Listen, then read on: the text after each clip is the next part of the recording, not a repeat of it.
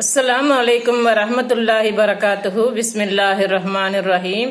அன்பான சகோதர சகோதரிகளே, எல்லாம் வல்ல அல்லாஹ்வின் நல்லடியார்களே, நாம் இன்று காணவிருக்கும் தலைப்பு மார்க்கத்தின் பார்வையில் மினா உயிர் பலிகள் பாகம் 2. சக்தி இல்லாததை செய்ய தேவையில்லை. ஹஜ்ஜை பற்றிய போதிய அறிவு இல்லாத காரணத்தினால் 362 பேரை பலிகொண்ட இந்த விபத்து நடந்துள்ளது.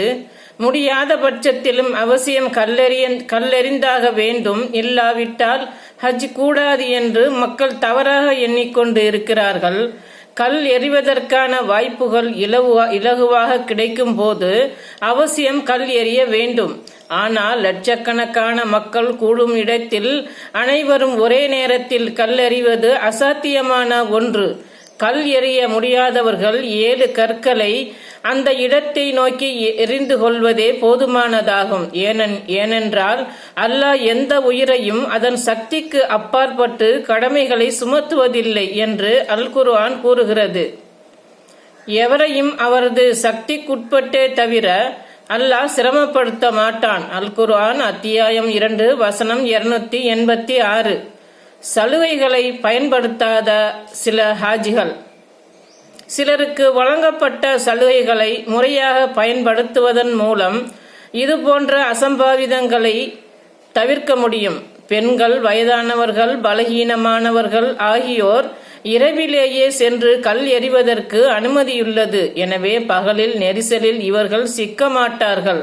நெரிசலில் சிக்கி மரணிப்பவர்கள் பெரும்பாலும் பெண்களாகவும் வயதானவர்களாகவும் தான் இருக்கிறார்கள். எனவே இவர்கள் தங்களுக்கு வழங்கப்பட்ட இந்த அனுமதியை பயன்படுத்துவதால் சிரமமின்றி கல் எறிந்து கொள்ளலாம். பகலில் கல் எறிபவர்களும் நெரிசலில்லாமல் இலகுவாக கல் எறிந்து கொள்வார்கள். தன் குடும்பத்தின் பலவீனமானவர்களுக்கு முஸ்தலிபாவிலிருந்து இரவே புறப்பட அனுமதி வழங்கப்பட்டது. அவர்களில் நானும் ஒருவனாக இருந்தேன். அறிவிப்பவர் இப்னு அப்பாஸ் ரலியல்லாஹு அன்ஹு. புகாரி 1678. நபி ஸல்லல்லாஹு அலைஹி வஸல்லம் அவர்கள் தமது ஒட்டகத்தில் இருந்து கொண்டு கல்லெறிந்ததை நான் பார்த்துள்ளேன். அங்கே அடிதடி இல்லை, விரட்டுதல் இல்லை, வழிவிடு என்பது போன்ற கூச்சல் இல்லை. அறிவிப்பவர் குதாமா இப்னு அப்துல்லா ரலியல்லாஹு அன்ஹு. நசையி 3061.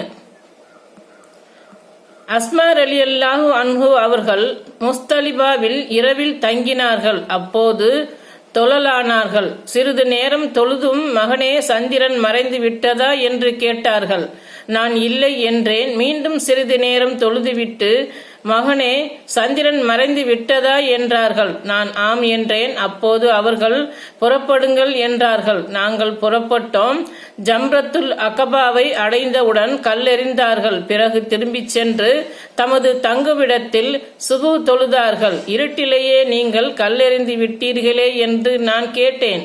அதற்கு நபி ஸல்லல்லாஹு அலைஹி வஸல்லம் அவர்கள் பெண்களுக்கு இவ்வாறு செய்ய அனுமதி வழங்கியுள்ளார்கள் என பதிலளித்தார்கள். அறிவிப்பவர் அப்துல்லா ரலியல்லாஹு அன்ஹு. நூல் புகாரி 1679. அஸ்ஸலாமு அலைக்கும் வரஹ்மத்துல்லாஹி பரகாத்துஹு.